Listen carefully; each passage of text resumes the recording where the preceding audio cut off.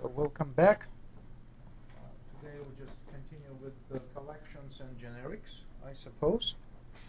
And I think we left with a look at the common collection classes.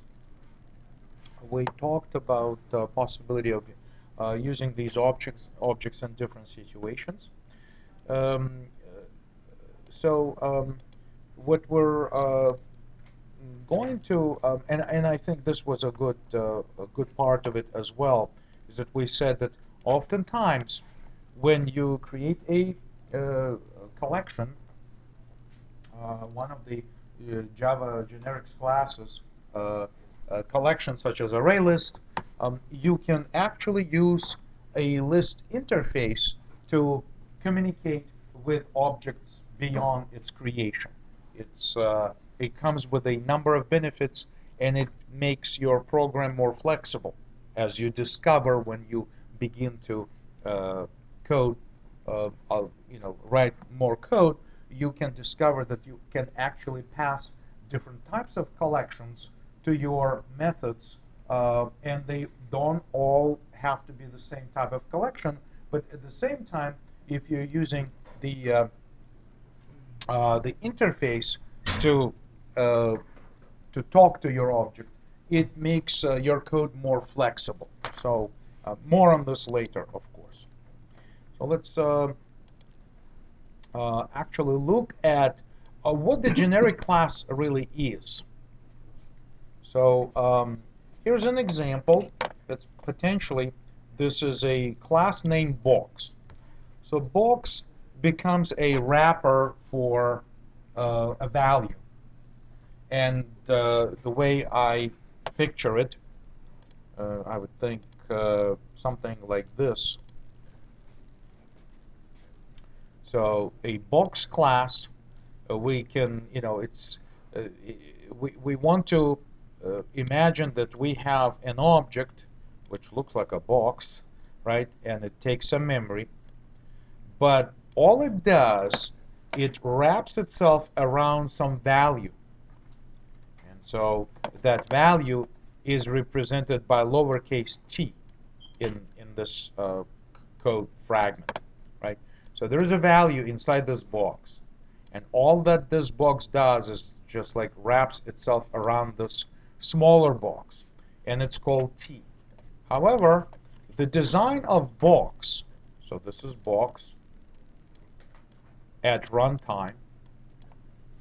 The design of this box is that you can produce this kind of box, you can produce this kind of box, right? Very different kind of box, a smaller box, or you can produce, other type of box, simply because when you instantiate the box, when you create an actual object from this class named box, you have to provide the type of data that this lowercase t should have. So here's perhaps a wrapper around an integer, right? Here's a wrapper around something bigger, like a string maybe, right? And here's something else. So box actually takes different shapes depending on what type of data it's encapsulating inside. How is it done? It's done through the generic type.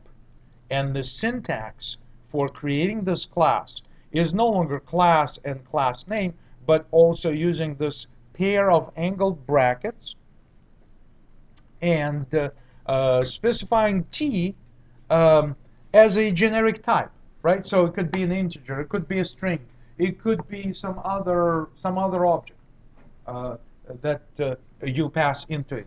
So then t, when the program gets compiled, if integer is the type of data that we want to store, and it's one of the wrapper classes for primitive data types in Java library.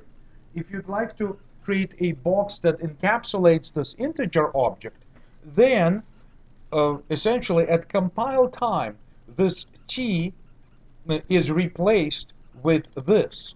So that's why we call them generic classes, because they're never instantiated as they written, or never even compiled as written. They require something to be finished. So this integer will be used in place of every uppercase T in this code. And look what happens inside. So lowercase t becomes an instance of an integer object, right? This set method will take integer reference and will basically store this reference in this box. And then, of course, there's a get method which returns an integer, right? Because every uppercase T becomes replaced by this integer at compile time, as your program is compiled, right? So the get method will return back an integer, this integer type, and will simply, the implementation of this method get is simply return T, because T is an example, an instance of the integer in our case. So that's all. This is the definition of our class. This is an example of creating it. By the way, when you create it, again, the entire type is not box. It's not box T. If you decided to create your own class, which is generic class, that's the syntax that you use. By the way, in place of T, you can use anything you want. You can say TTT, or you can say type, or you can do whatever you want. But Java documentation advises, when you write your own generic classes, use uppercase T to identify the types. By the way, if you can parameterize your box by more than one type.